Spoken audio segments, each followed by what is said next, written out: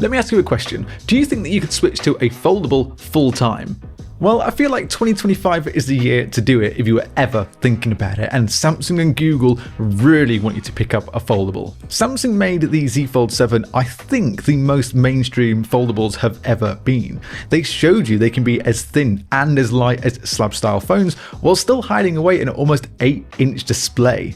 And now it's Google's turn with the Pixel 10 Pro Fold, and it might not be as light or as thin as the Galaxy Z Fold 7, but it does have one thing going for it, because it's doing something that no foldable phone has ever been able to do. Before I compare the Pixel and the Z Fold, I want to give a bit of an honourable mention here to both the V5 from Honor and the N5 from Oppo. Because these two phones are not available in the States, I'm not going to talk about them too much, but they do go head to head with both Samsung and Google when it comes to foldables, and in some aspects it does beat them. So I'm not saying that the Z Fold 7 and the Pixel 10 Pro Fold are the best foldables that you can get, but in the States you don't really have many options, because if you want a foldable, then it's most likely going to be one of these two.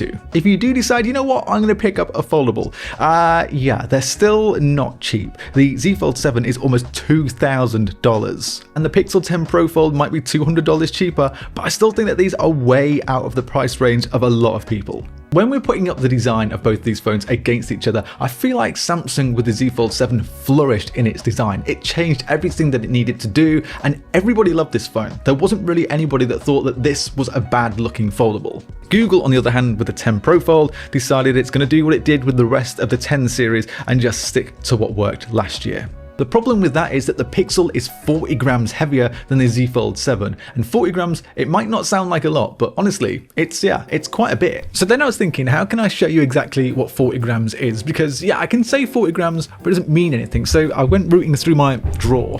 So I have a couple of things that I can try and show you the weight difference between these two. First off, it's like just walking around with a AA battery attached to the back of your phone at all times. It's also like strapping a Pixel Watch 3 to the back of the phone without the strap. And weirdly, it's also like walking around with one medium-sized egg on your phone all the time. So not exactly great. The Pixel did add Pixel Snap, and maybe that is one of the reasons it's a bit heavier, but it's also thicker by 2mm, and I'm not sure that one is down to Pixel Snap. I do like the more rounder corners of the Pixel, but you just have to look at how big the bezels are on this thing compared to the Z Fold 7. Google also didn't remove that chunk of nothingness near the hinge. It's smaller than last year, but comparing it to the Z Fold 7, yeah, the Galaxy Z Fold looks infinitely better than what Google have done with the 10 Pro Fold. It felt like with the Galaxy Z Fold 7 that Samsung saw what Chinese manufacturers were doing with their foldables and realized, yeah, people want thinner phones, people want lighter foldables, and that is why people really enjoyed the Z Fold 7, and Google kind of stood still with their design.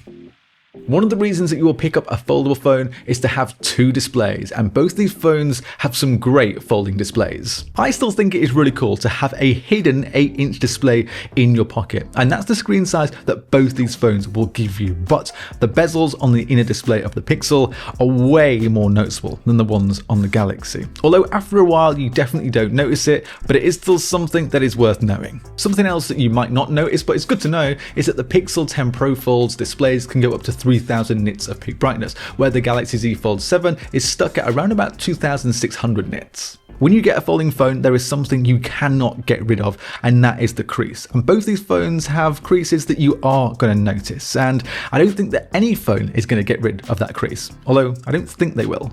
The first few weeks you use any folding phone, the crease is barely noticeable, and to be fair, the crease on the Galaxy Z Fold 7 has stayed barely noticeable as well. But the Pixel 10 Pro Fold definitely has a slightly more pronounced crease, and I've only had this a couple of days. Yeah, I still think the crease is more obvious on the 10 Pro Fold than it is on the Galaxy Z Fold 7. Having said that though, you do just kind of forget that the crease even exists after a while.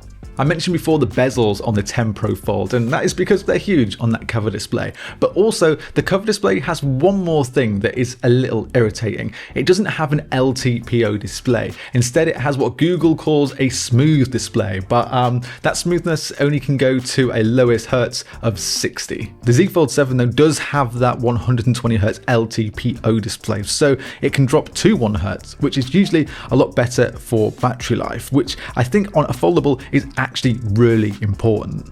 And because the 10 Pro Fold can't drop to 1 Hz, it also means it doesn't have that always on display wallpaper that the 10 Pro can get. I mean, you're paying about $700 more and you still don't get some of those Pro features. There is a part of the Pixel though that Google have put some real effort into where Samsung has stumbled year after year, and that is on the battery. The Z Fold 7 has the same 4,400 mAh battery it's had for the last couple of years, and that is probably the biggest drawback of the entire phone. The battery is fine, but you'll definitely have to charge it at some point before the end of the day, especially if you're using that inner display quite a lot. Google though thought, you know what we're going to do? We're going to put in the biggest battery on any folding phone ever that isn't silicon carbon. The battery inside of this is 5,015 mAh, but don't know how this is going to perform yet, but I am hoping that it outperforms the Galaxy Z Fold 7 because that is the biggest drawback of the entire phone. And maybe this might start to explain that extra weight of the Pixel, and if it does explain the extra weight of the Pixel and the battery can last all day and then a little bit more, I'm alright with that. Google isn't finished there though, because there is one other thing that makes the Pixel 10 Pro Fold stand out against the Z Fold 7, and in fact not just the Z Fold 7, makes it stand out against any other folding phone. Google have given the 10 Pro Fold an IP68 rating, and this is big because it removes the worry that a lot of people have had about foldables. At this point, most foldables are durable. Drop them, dunk them, scratch them, and they're likely to be fine. But against dust is where they struggle because there is always that chance that a bit of dirt or sand can get into that hinge, and if it does, then that's it for your foldable.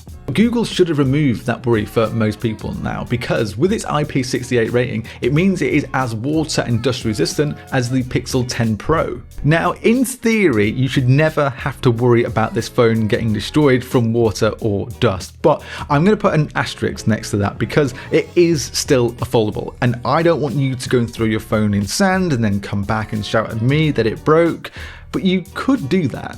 A lot of this is going to be down to Google's new mechanical hinge, which by the way feels so good to open. Like if you were going to compare hinges between the Z Fold 7 and the 10 Pro Fold, this feels really nice and smooth to open. I am sure someone somewhere with a channel that tears phones apart is going to tear the Pixel 10 Pro Fold apart and have a look at that hinge, and I'm sure that that is one of the reasons we have that IP rating. And IP ratings definitely aren't a sexy thing to talk about when you're talking about phones, but I think it is really cool that Google have been the first people to put an IP68 rating on a folding phone. And we just know now that every single folding phone that comes after this one is going to have that IP68 rating, but Google did it first. And if you're spending close to $2,000 on a phone, it gives you that little bit of added security that it's not going to break as easy.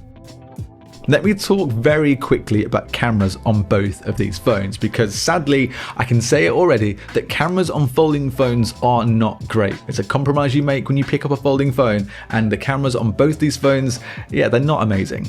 I really didn't like the ultra wide or the telephoto from last year's folding Pixel, and this year they're exactly the same on the 10 Pro Fold. The Galaxy Z Fold 7 does take it a step further though, and you do get that 200 megapixel main lens. I'll show you some photos from all three of these lenses side by side, and I think that the Samsung does a really good job on that main lens. There's definitely more detail in the image. However, I do feel like the Pixel handles dynamic range here better with the skies, and I prefer the picture it takes overall. Then I lean on the side of the Pixel for its telephoto lens. There's only 3 times on the Z Fold 7, and you get 5 times on the Pixel 10 Pro Fold, and I always prefer a 5 times over a 3 times. That's just my preference. I like getting a little bit closer to the subject, and on that zoom lens I feel like you get more natural colors from the Pixel than you do the Z Fold 7. For an ultra wide, I don't think any of these are great actually, and they look quite different.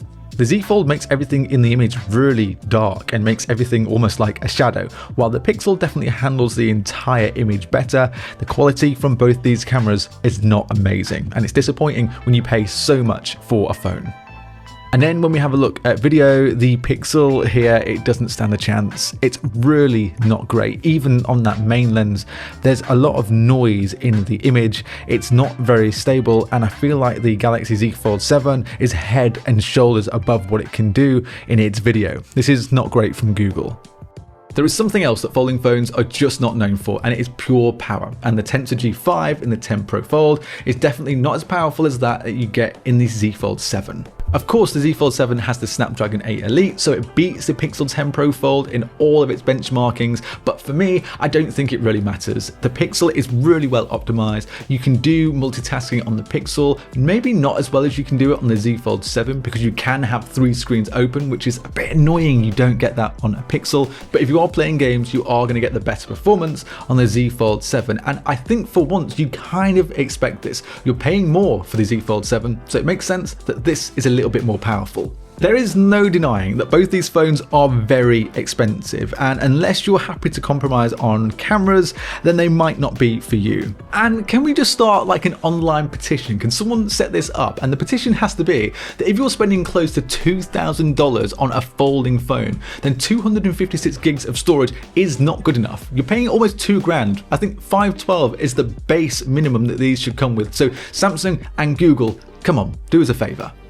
I struggle with which of these is the better foldable. The lightness and thinness of the Z Fold draws me in, but then the bigger battery, the IP rating, and pixel snap on the Pixel draws me right back. And I did actually buy the Pixel 10 Pro Fold this year. The phone you're seeing, this is my phone. But if I was somehow in a scenario where I had $2,000 and I was told you need to spend that on either the Z Fold 7 or the Pixel 10 Pro Fold, I think I would side with probably the Z Fold 7. The thinness and the lightness of this makes me want to use it more, and having that 200 megapixel main camera, I think you're just getting a little bit more for your money, not to mention the Snapdragon 8 Elite. The reason I didn't pick the Pixel is despite its IP rating breakthrough, which we have to just say is really cool, it didn't really upgrade anything else. And it's basically the same phone as last year, where the Z Fold 7 did take a huge leap, and we can't really say that about the 10 Pro Fold. Let me know in the comments though, I did ask at the start of the video, would you switch to a foldable full time? I'm curious whether having to make those compromises on battery and camera is just a little bit too much for you. Before you head off, why not subscribe to the channel? And if you do that, then I'll see you in the next one.